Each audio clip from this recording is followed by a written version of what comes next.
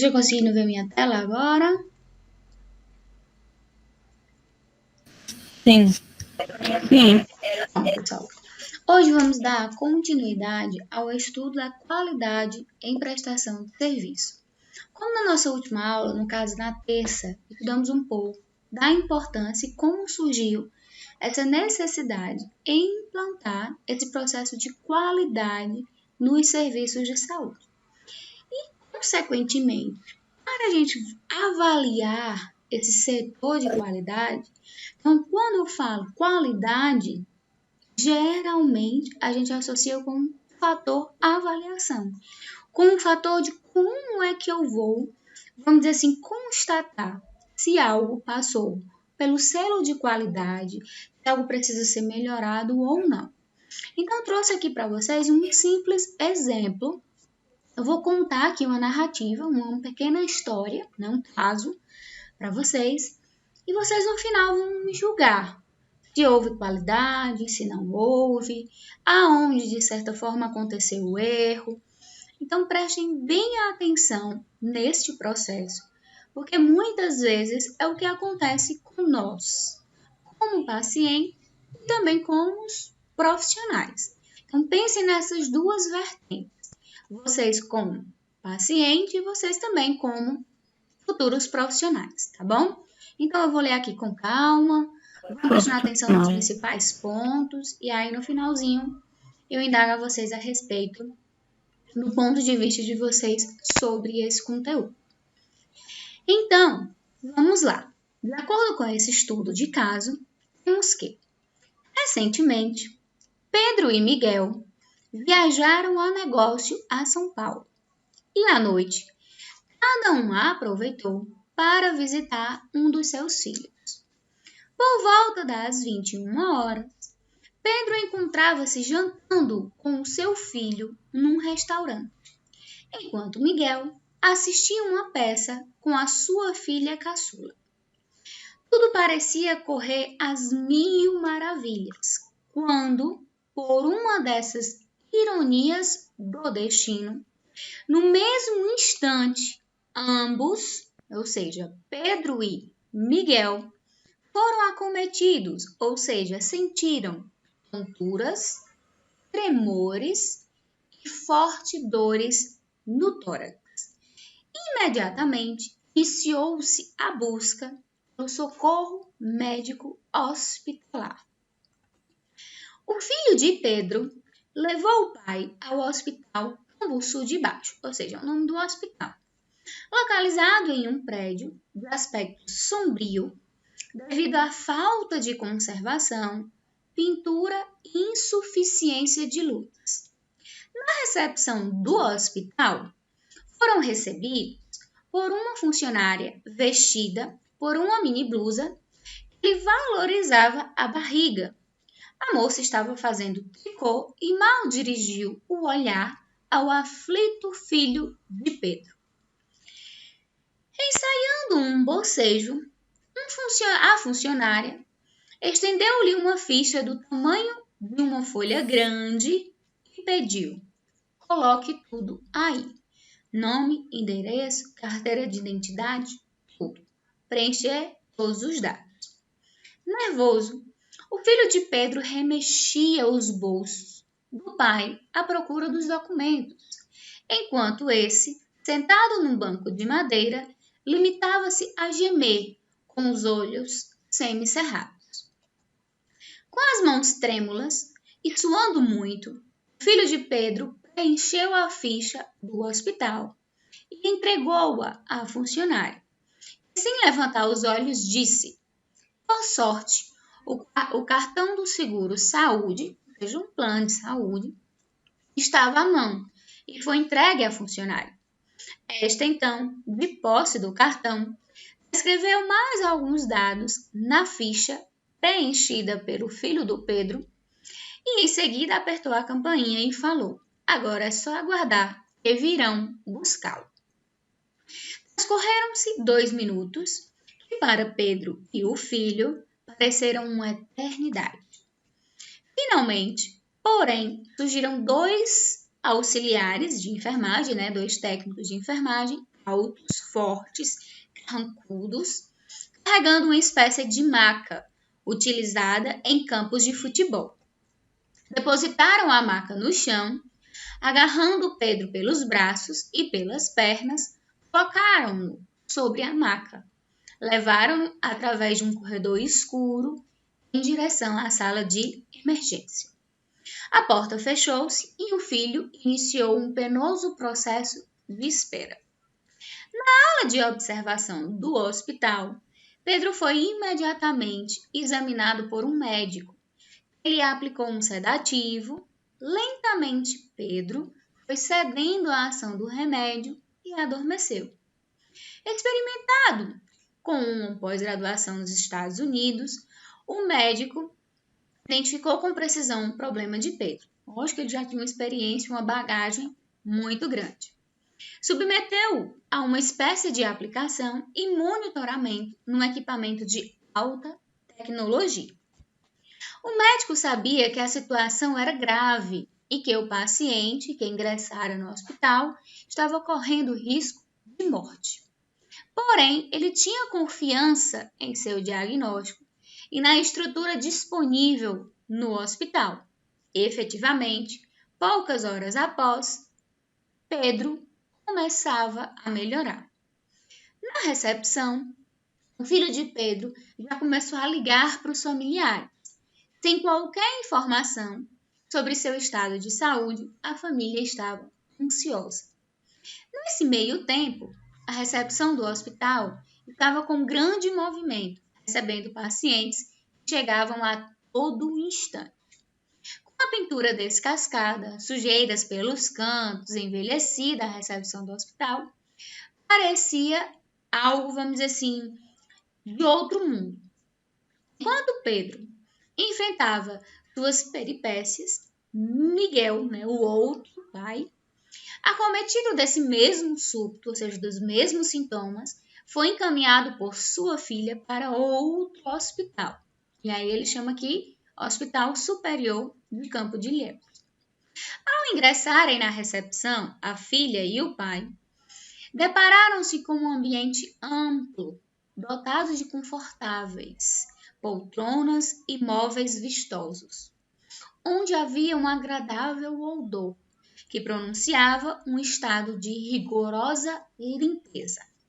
Foram imediatamente atendidos por uma recepcionista que, muito bem uniformizada, levantou-se do seu posto, dirigiu-se para onde estavam o Miguel e sua filha e disse: "Por favor, informe a idade do paciente, descreva seus sintomas e forneça-me o seu cartão do seguro-saúde."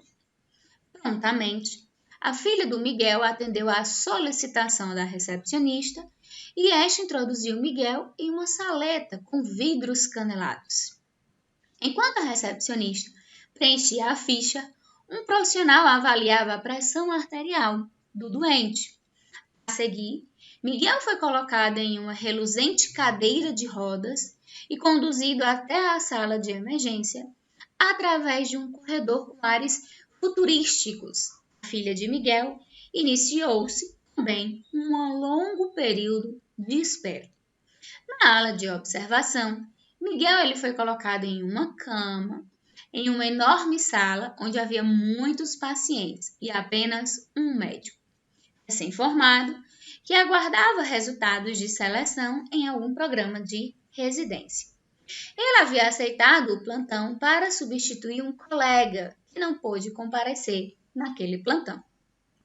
Logo, o médico aproximou-se de Miguel, lhe examinou e aplicou um sedativo. Lentamente, Miguel começou a ceder também aos efeitos do remédio e adormeceu. Recém-formado, o médico ele cumpria sua rotina profissional, ou seja, fazia as atividades necessárias naquele plantão, além de ter que atender vários outros pacientes ao mesmo tempo, visto que ele estava sozinho no plantão. Então, o hospital ele tinha como norma emitir sempre, de 2 em 2 horas, um boletim sobre o estado de saúde de cada paciente. E para facilitar esse preenchimento, as mensagens se tornavam padronizadas, fica mais fácil vamos dizer assim, emitir essas mensagens. Então, o primeiro boletim quase sempre vinha o paciente em observação e está sendo medicado. Ou então, paciente em procedimento. Ali a família já entendia que o paciente ele estava sendo atendido. Então o médico ele assinava, colocava a data e a hora dos boletins e eles eram divulgados. Os boletins subsequentes também traziam mensagens vagas, como quadro clínico sem alteração ou sob observação. Então o paciente continuava em observação. O médico também tinha a missão de ir até a recepção e conversar cautelosamente com os familiares dos pacientes, dando-lhes um prognóstico sempre cauteloso. Nunca dizendo que ele ia se curar, que ia ficar bem, ou dizendo que o paciente estava gravíssimo, que ia morrer, por exemplo. Então, era um prognóstico meio termo, digamos assim. Enquanto ele assinava o boletim do Miguel, mentalmente o doutor lembrava o seu diagnóstico inicial. Tratava-se de um pequeno e mau passageiro. Um pouco de repouso em um soro e ele estaria novo em folha.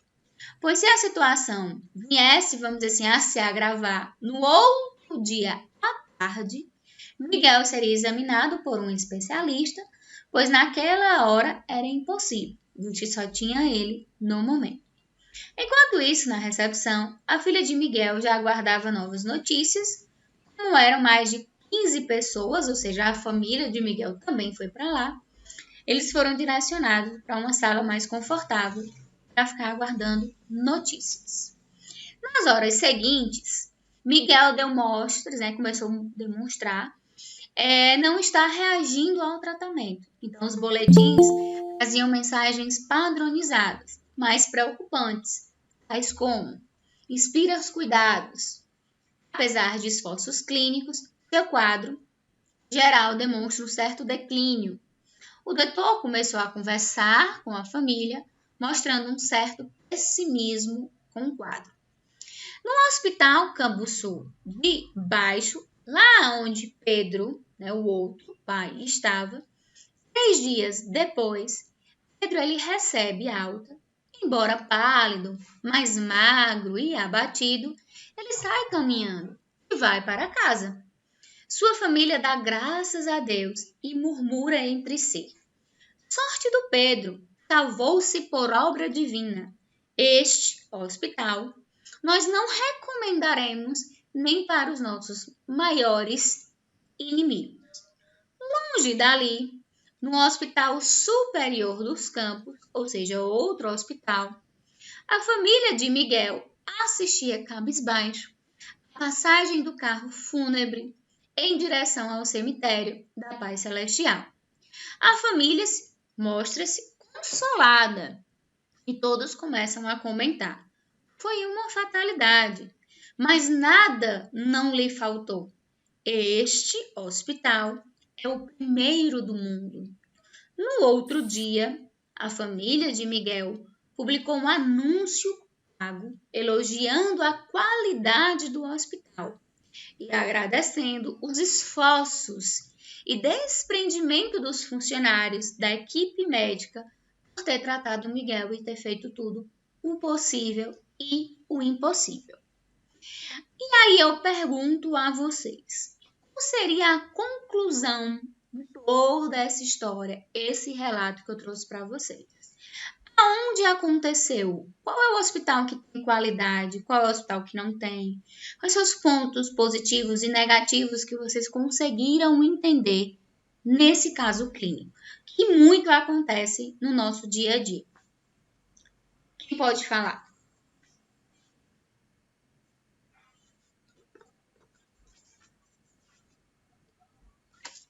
Ninguém entendeu nada? Eu entendi assim, professora, que o primeiro hospital, apesar dele ter uma estrutura bem ruim, assim, tipo, foram mal recebidos, não ligou muito o atendimento, mas o médico, ele era preparado e ele diagnosticou o que o paciente tinha. Já o outro que tinha toda uma estrutura, recepção, tudo bem, o médico não foi tão eficiente quanto o outro. Tipo, que o lugar não é tudo, né? Tipo, Sim, a estrutura, né? O lugar não é tudo. Alguém tem mais alguma coisa a acrescentar? Para ver se que vocês entenderam, algo a mais a acrescentar?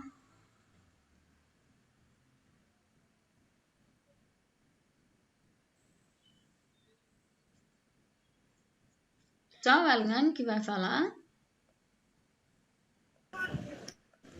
Que as aparências enganam, né? Uhum. Eles estavam elogiando que era um hospital de primeiro mundo, mas mesmo assim não salvou a vida do paciente, né? Logo depois o outro tinha uma estrutura fraca, mas resolveu o problema do paciente.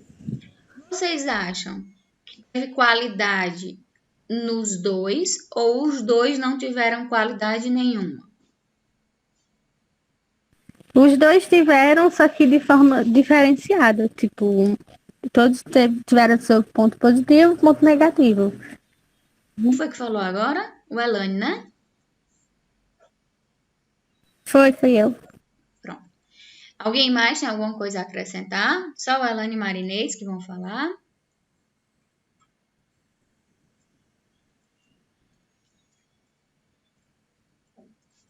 Então, pessoal, o que a colega de vocês falarem, acredito que o que os demais pensaram foi realmente isso. Então, a gente tem que levar em consideração a estrutura, claro, e o atendimento em si.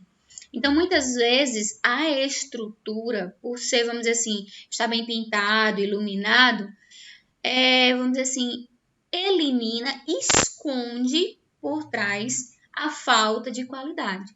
Então, notem que a primeira família, por mais que o filho tenha, né, o Pedro, né, saiu bem, vivo, andando, contando a história, eles disseram que não, vamos dizer assim, desejava que nem o inimigo fosse para aquele hospital, por conta da aparência. Como a colega vocês falaram, a aparência engana.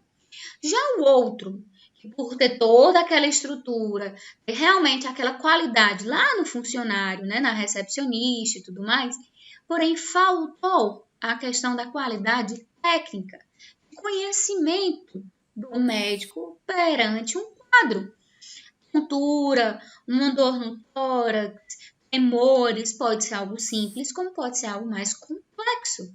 Então, nesse caso, a gente sempre vai, vamos dizer assim, privar com algo mais grave, porque a gente pode ser pego numa situação quanto essa. Então, ambos os dois hospitais, as duas situações, teve sim uma falta na qualidade. Como eu falei para vocês, o primeiro, embora a parte médica ela fosse efetiva, com qualidade, o paciente ele não recebe esse, vamos dizer assim, carinho, respeito, solidariedade, atenção, desde quem estava lá na recepção, né, a funcionária, até o próprio médico em si. Ele só faz também a parte que lhe convém, que é a parte técnica, ao funcionário, a parte burocrática. Já o segundo, a administração foi usada para disfarçar a qualidade médica. Então, vamos dizer assim, apesar da aparência, esse segundo foi bem pior do que o hospital no qual o Pedro se estava. Por que eu trouxe esse exemplo para vocês? Porque a gente se depara muito com essas situações no nosso dia a dia. Então, as aparências realmente enganam. E é através das aparências que, às vezes, nós, pacientes, nós, profissionais, a gente, vamos dizer assim, tem essa visão, essa ilusão do que foi bem atendido. E, às vezes, esse atendimento pode causar sérios danos ao paciente. Um exemplo, como a gente acabou de ver, a morte de um paciente. Por, vamos dizer assim, a falta de um conhecimento. Só que os familiares não ficam muitas vezes sabendo porque a gente tem uma máscara que, vamos dizer assim, esconde toda essa situação. Então, para que essas ações ocorram, para que a gente tenha uma, vamos dizer assim, uma visão unânime sobre a qualidade, a gente tem que levar em consideração a acessibilidade, os custos, a comodidade, a oportunidade, os resultados, a prestação da assistência, o ambiente também interfere muito nesse processo. E aí o Brasil, ele busca por essa qualidade, mas infelizmente, às vezes, existe uma falha nessa questão dos recursos, nessa questão de distribuição de verbas de financiamento, distribuição dos materiais. Então, a gente tem recursos insuficientes, a gente tem uma escassa aplicação de um planejamento, tem um sistema de informação, vamos dizer assim, inexistente, não fidedigno. Caso esse, até mesmo como a gente está vendo um processo como esse de pandemia, onde a gente não sabe se esses números de óbitos são reais ou não. A ausência de um sistema de gestão, onde tem esse rigor, onde busca essa melhoria do processo, essa carência de indicadores para desempenhar. Então, o reconhecimento até mesmo da população em responder e avaliar a questão dos desperdícios, dos altos custos, dos próprios gestores de alguns hospitais, vamos dizer assim, aumentar algum valor para, vamos dizer assim, receber o além do que deveria. Então, são esses e outros casos que dificultam esse processo de qualidade nos serviços.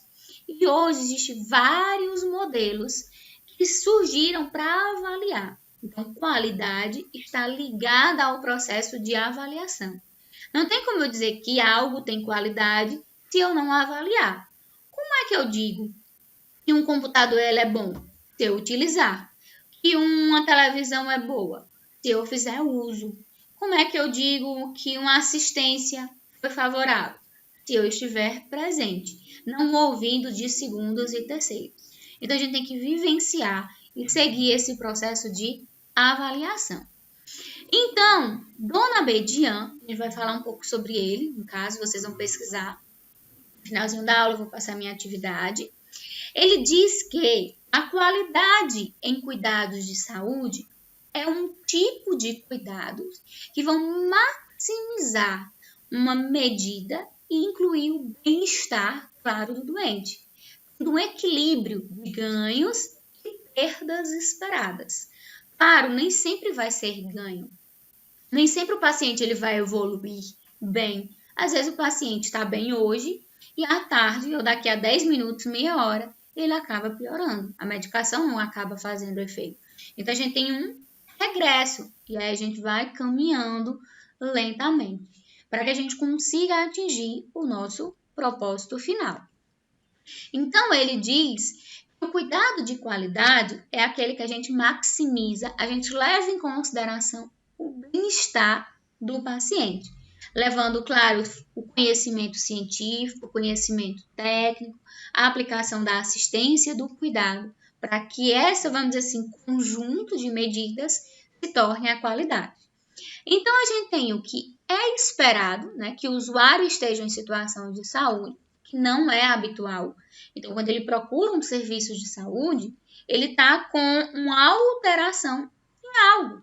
E a gente tem um componente que interfere nessa relação, que muitas vezes é o ambiente, então a falta de recurso, é a falta de profissionalismo dos próprios profissionais, é a falta de conhecimento, de técnica.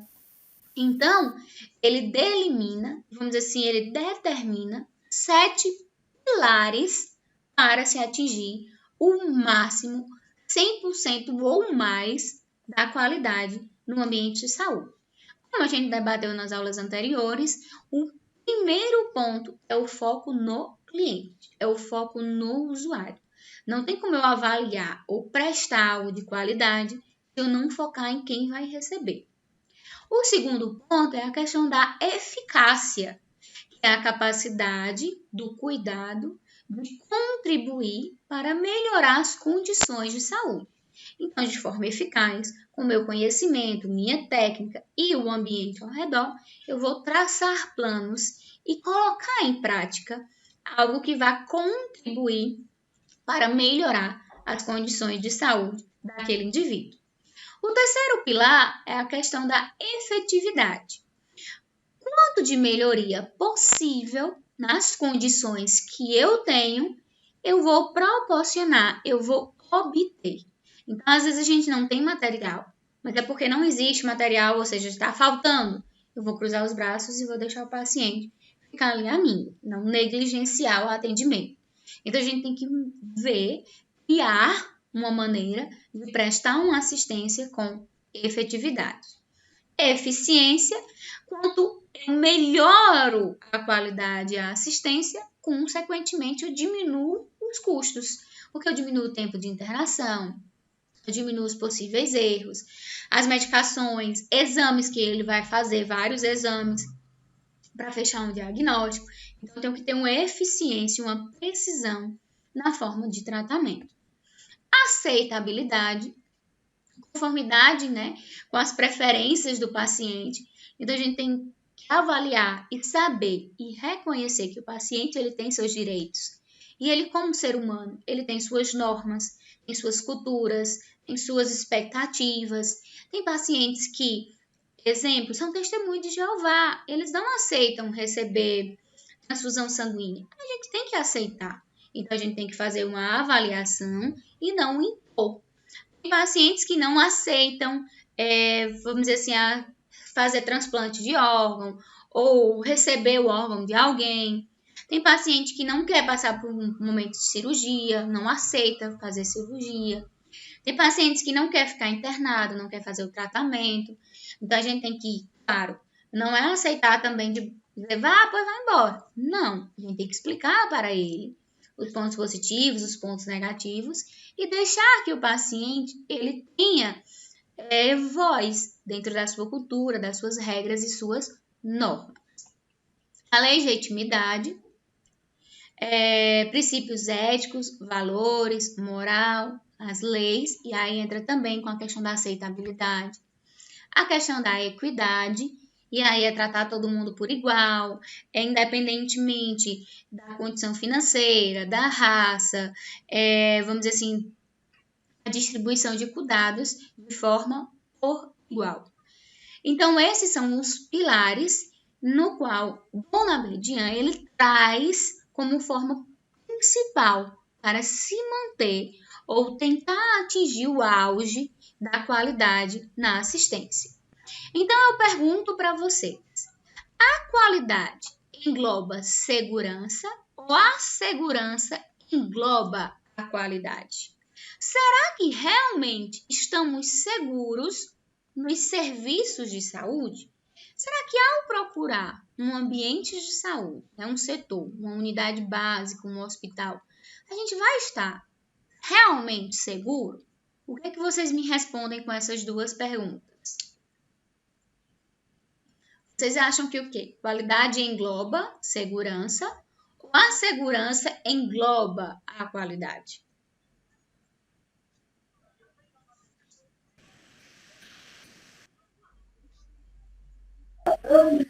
Eu acho que a segurança engloba a qualidade, professora. Também acho. E estamos realmente seguros nos serviços de saúde? Nesse tempo, mais que nunca, nós não estamos mesmo. Até porque muitas vezes aquele profissional ele não está muito preparado para estar ali, né? Aí eu acredito que a gente não está muito seguro, não. Não estamos, porque mesmo que o profissional esteja lá pronto para atender, falta as coisas que ele precisa, faltam medicamentos, equipamentos, falta muita coisa. Aí ele fica de mãos atadas também. Além de faltar medicamento, material, tem profissionais que não estão capacitados, caíram ali de paraquedas e estão, como no caso. Então, ele terminou a faculdade, ele estava se preparando, mas ele estava com o pensamento totalmente em outro local. Não era especialista, nunca tinha visto o caso. E aí as pessoas não são humildes suficientes, né? A maioria, digamos assim, para reconhecer as suas limitações. Então, se eu tenho dúvidas sobre um caso, não custa nada conversar com um colega de trabalho. Ligar para um amigo, um médico ou alguma enfermeira, algum técnico e explicar a situação e tentar ouvir o ponto de vista de alguém. Se a gente está com dúvida em algo, a gente tem que manter, vamos dizer assim, e ser humilde o suficiente para reconhecer, para que não aconteça um dano como esse. Estamos lidando com vida. Então, quando a gente cria algum, vamos dizer assim, produto, né, algum bem tangível, a gente consegue, se tiver algum erro, reverter. É um bem material, mas a vida de alguém às vezes a gente não consegue reverter.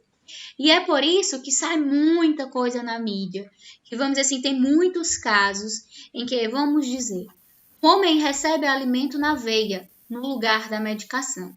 Então, vocês sabem, né, que a gente tem questão de acessos. Temos acesso na veia, que é para a medicação, temos a passagem de uma sonda, que vai direto para o canal da alimentação. O Conselho de Medicina e Hospital apuram-se médico indicou ácido como colírio. O bebê indígena pode ter mão amputada por um erro médico. Polícia indicia a enfermeira que injetou comida na veia do paciente. Idosa tem perna operada por engano. Isolante injetado na veia matou o paciente em Campinas. E aí inúmeras reportagens acontecem. Claro, não é só de erro que a saúde vive, mas a gente apresenta e vários desses erros, dessas faltas de qualidade, dessa falta de segurança, leva à questão da má qualidade, consequentemente de danos para o paciente. Então existem vários, vamos dizer assim, episódios que vão gerar esse processo. Erros que a gente pode ver descrito e aqui na questão, como até debatemos na nossa aula anterior, da estrutura em si. E aí não é culpa apenas do local ou dos profissionais. Existe um equilíbrio, está na balança. Se eu, como profissional, eu me submeto a trabalhar nessa situação, sem buscar formas de melhorar, formas de qualificar, eu estou nesse mesmo barco. Eu estou trabalhando nesse processo de desumanização, de falta de qualidade. E aí eu trago para vocês a seguinte frase. Prezado paciente, sejam bem-vindos ao nosso hospital. Comunicamos que a nossa taxa de eventos adversos relacionados à assistência é de apenas 10%. Evento adverso é algo que acontece de forma inesperada. Um paciente ele adentrou ao hospital com uma dor abdominal e saiu com uma úlcera, por exemplo. Então, o paciente ele entra com uma patologia e ele adquire outra, ou ele tem um agravamento do seu quadro. Quando ele aqui diz, comunicamos que nossa taxa de eventos adversos é apenas 10%, vocês acham que essa taxa é alta ou é baixa? O que vocês acham? Essa taxa de 10%, vocês iriam achar que é alta, que é baixa?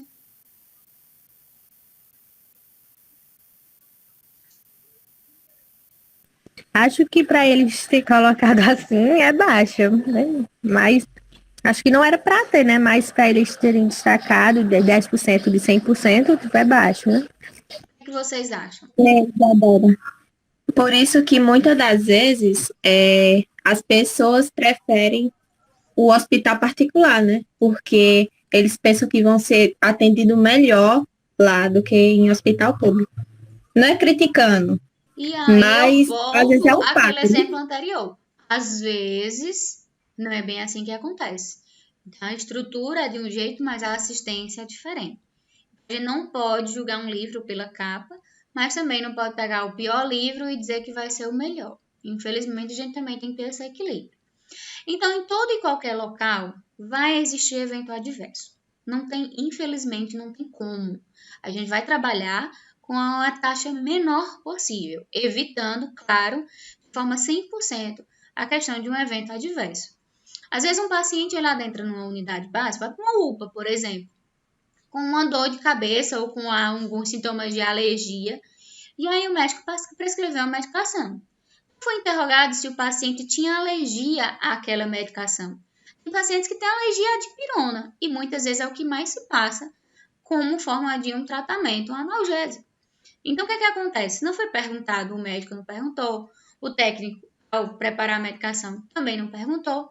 E quando administrou, como o paciente chegou com um sintoma, ele já está com outro. Então, ele está tendo um evento adverso, uma reação da medicação que tomou.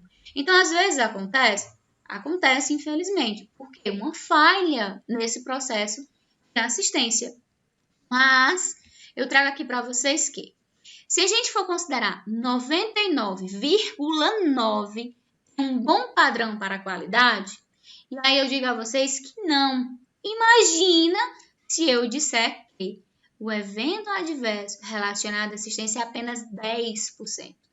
Se em 0,1%, o que pode acontecer nessa porcentagem de 0,1%? 20 mil prescrições médicas erradas, 500 cirurgias incorretas por semana ou até mesmo 15 mil quedas acidentais de recém-nascidos ou pacientes no ambiente hospitalar. Notem que 99,9% ainda não é 100%. Então, ainda temos 0,1% de, vamos dizer assim, algo que possa vir a causar dano ao paciente, que possa vir causar perda de segurança ou, consequentemente, erros drásticos para a saúde. Então, a gente tem que trabalhar na margem dos 100%. Não é uma margem de 90% ou 99%, é a margem dos 100%. É sempre estar se policiando na hora de preparar uma medicação, por exemplo. E aí, mais na frente, a gente vai ver a questão de manter a segurança do paciente. Isso é a importância do nome do paciente, a importância da medicação, a importância do diálogo com o paciente. Senhor é senhor João, olha, o médico prescreveu dipirona. Você tem costume de tomar dipirona? Já tomou alguma vez? Sentiu alguma reação? Não é porque ele já passou pelo médico que a gente vai subentender que já aconteceu toda essa pergunta. Não. Quem está administrando a medicação ou quem vai administrar é você. Qualquer alteração, vamos submeter a você que administrou aquela medicação. Então, cabe a nós não ficarmos também de braço cruzado para o sistema. A gente tem que fazer a avaliação. O farmacêutico, ele passa a medicação para o técnico. Cabe a nós olharmos se realmente a medicação está correta, olharmos a questão da validade, olharmos todo o processo. Não é porque ele é o farmacêutico que ele vai te entregar a medicação correta. Então, a gente tem que ter cuidado porque a gente está lidando sempre com seres humanos. Na hora de, por exemplo, você é um técnico de enfermagem, trabalha num centro cirúrgico. O médico chegou, você já preparou toda a sala de cirurgia, o paciente já adentrou, você já está preparando o paciente para quando o anestesista chegar, fazer todo o processo. Você, além de olhar o prontuário do paciente, você tem que indagar o paciente. Oi, boa noite, bom dia, boa tarde, dona Maria, como a senhora está se sentindo? Peço que a senhora tenha calma. Eu sei que é algo, vamos dizer assim, complicado, está vivenciando esse processo, mas temos que esperar que seja para o seu bem, tudo vai ocorrer bem. Como é que está? E olhar a questão da pressão, conversar, tentar acalmar a paciente, indagar. A senhora está sentindo dores aonde? É uma dor do lado direito, esquerdo. Se perguntar os sintomas e indagar. Então a cirurgia vai ser uma cirurgia de apendicite? A cirurgia será uma amputação do membro inferior direito? Então, indagar a paciente, para ver se realmente o que está no prontuário confere com o que realmente a paciente está ali para fazer. Porque pode existir alguma troca de paciente, erros, e infelizmente não é fácil, como vamos dizer assim, no dia a dia, num plantão corrido, cheio de pacientes, cheio de problemas, para a gente organizar, cheio de burocracia, porque além de fazer todo esse trâmite, a gente ainda tem que registrar. Isso é importantíssimo também, além da assistência, a questão do registro, para que a gente possa se respaldar como profissional. Então, como eu falei, a qualidade vai estar sempre relacionada com o processo de avaliação. E para que a gente faça essa avaliação, existem indicadores, formas de, vamos dizer assim, mensurar esse processo de qualidade.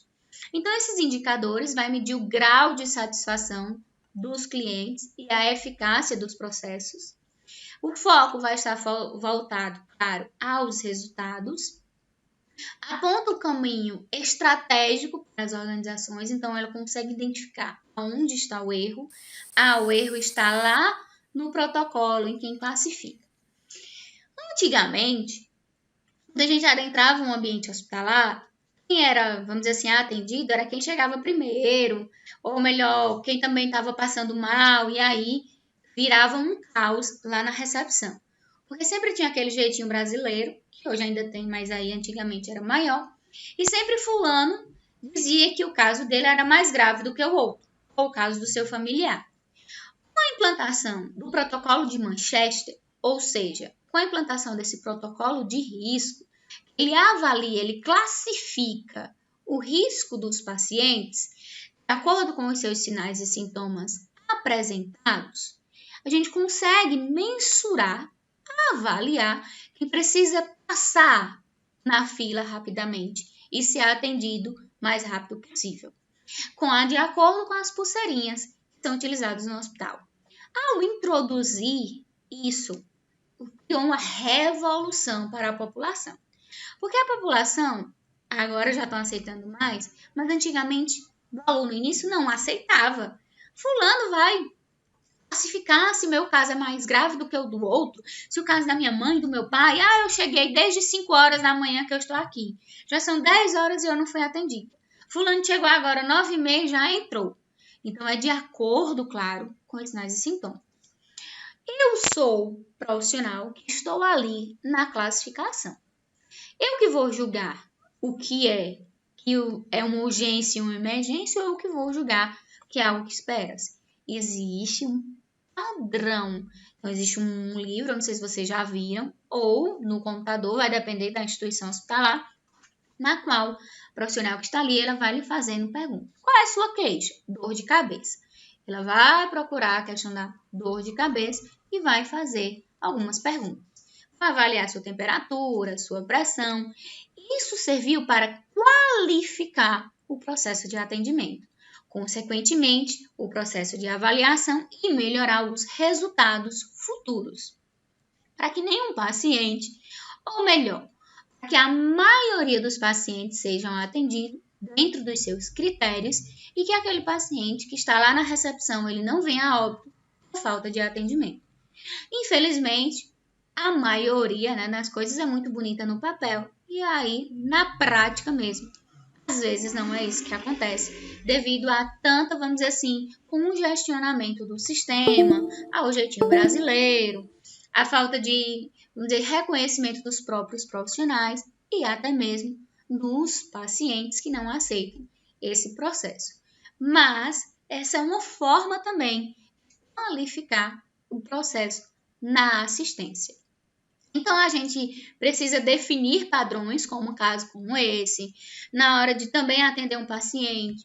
A passagem de uma sonda. Existe um padrão para realizar a passagem de uma sonda, para que a gente busque, vamos dizer assim, uma forma qualificada de atender um por um.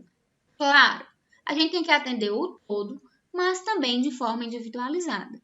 A passagem de uma sonda em um paciente X pode não ser a mesma em um paciente Y, e a gente precisa fazer algumas alterações.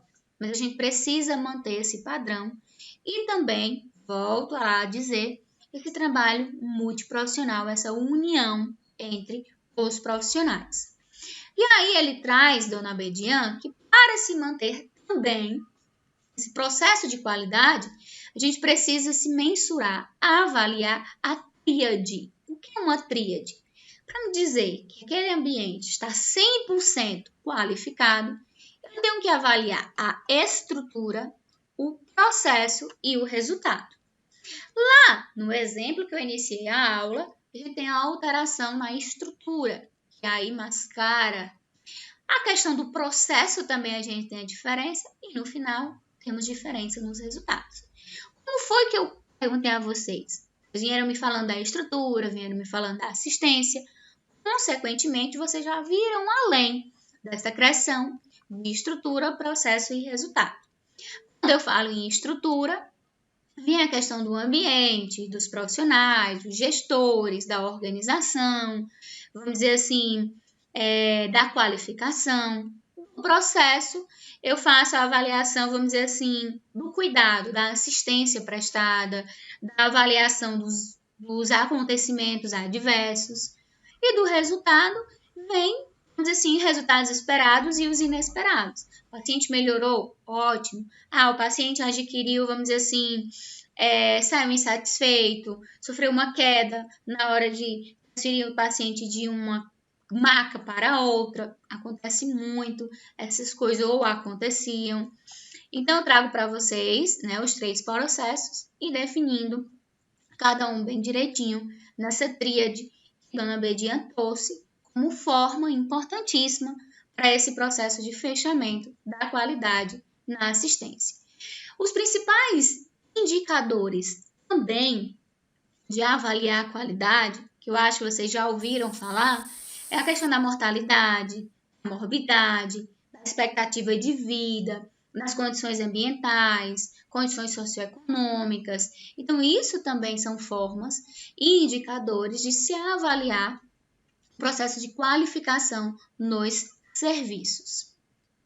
Para que a gente também implante esse processo de avaliação de uma estrutura, de assistência, a gente tem que seguir, né? Espera-se que os profissionais, as empresas, sigam o ciclo PDCA, ou seja, tudo que a gente vai fazer, a gente tem que primeiro planejar. Eu vou dar uma aula sobre qualidade em prestação de serviço. Eu sei quando a aula começa e quando a aula termina. Então, o tempo de início da disciplina e o fim. Como é que eu vou administrar a disciplina? Eu tenho tantos conteúdos para destrinchar ao longo dos dias. Então, a gente cria um planejamento, a gente vai definir algumas metas, ações. Na hora de executar, é colocar em prática mesmo o processo. Depois, eu vou verificar se o que eu coloquei em prática foi correto ou não, o que é que eu posso melhorar, o que eu não posso. E, por último, a questão da atuação do processo. Aí, aqui eu vou corrigir o que eu fiz e eu retorno à primeira posição. Por isso que se chama ciclo PDCA. Então, primeiro eu tenho a ação, planejo, executo e verifico. Então, esse ciclo não é para existir apenas na saúde, é para existir em todos os setores que prestam assistência. E isso também serve até para a nossa vida. Quando eu tenho algum objetivo, eu tenho que primeiro planejar como eu chego a esse objetivo, como eu vou executar, avaliar o porquê que eu consegui ou eu não consegui e retomar ao início, caso eu não tenha conseguido atingir meus objetivos precisos.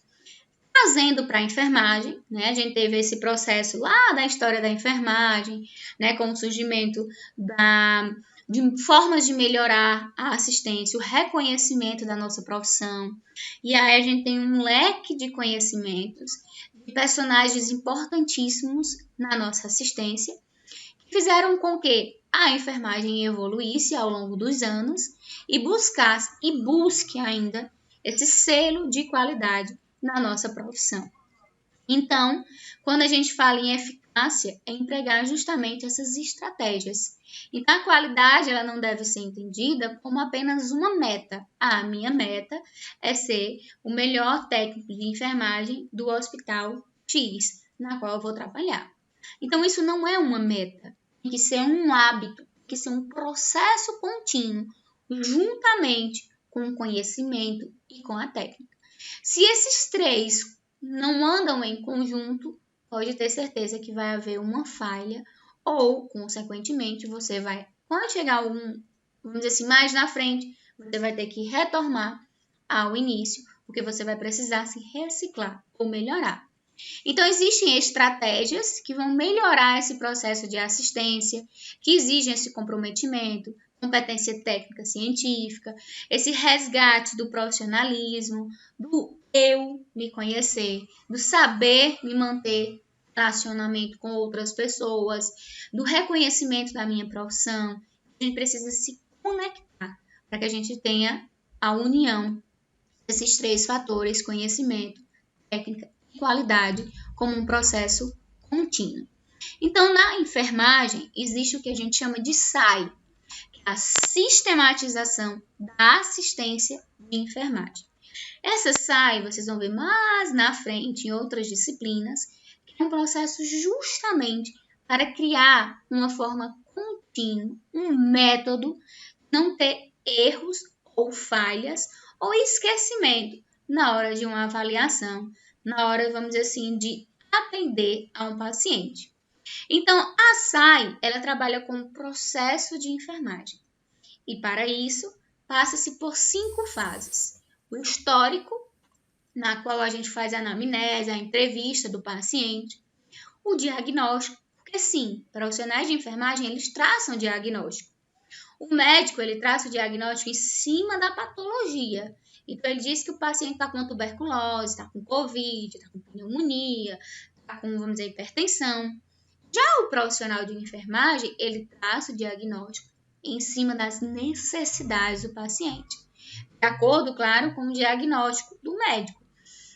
Ele está com pneumonia. Então, ele está com risco de, vamos dizer assim, o problema respiratório. O paciente está com, vamos dizer assim, risco de aparecer uma úlcera por pressão. Um paciente que teve um AVC e está acamado.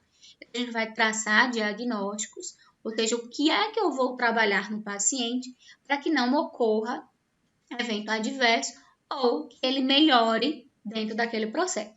Depois que eu traço esses, vamos dizer assim, diagnósticos, eu vou planejar o que é que eu vou fazer, quais são as minhas ações, vou implementar, colocar em prática e depois vou avaliar se aquilo está correto. Então, dentro da nossa assistência, o médico ele vai prescrever, paciente está com, por exemplo, Covid.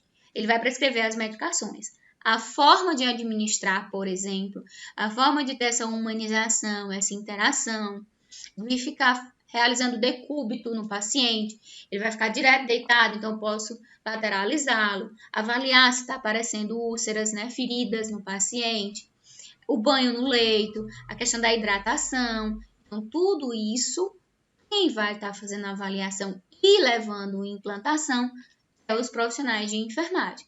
Então, a qualidade na assistência tem que haver em conjunto. Não é só chegar, funcionar, ver e ficar administrando a medicação de 12 em 12 horas, 8 em 8 horas, não. Então, a gente tem outros cuidados a serem realizados com o paciente.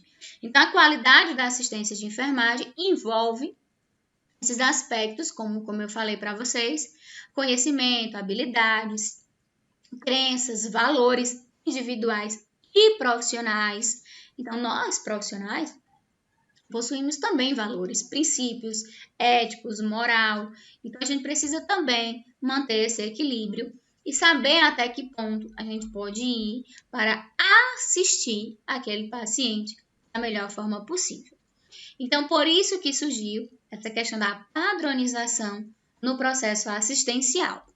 Então, a enfermagem, a exemplo dos hospitais, também começa a estudar e a adotar esse princípio de gerenciamento da qualidade, visando, claro, alcançar esse padrão aceitável de assistência.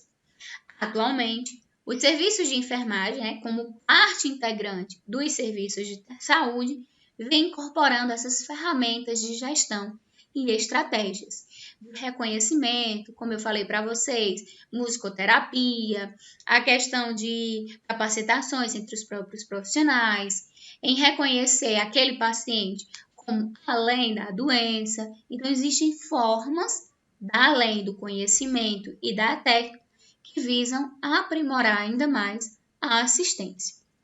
Então, na enfermagem, onde o cuidado é a essência da nossa profissão, essa concentração de esforços em direção aos nossos objetivos deverá levar sempre uma melhora contínua da assistência. Então, o comprometimento, a cooperação, a dedicação, o aprimoramento contínuo devem levar a excelentes resultados, mais do que os esperados pelo paciente e por nós, como profissionais.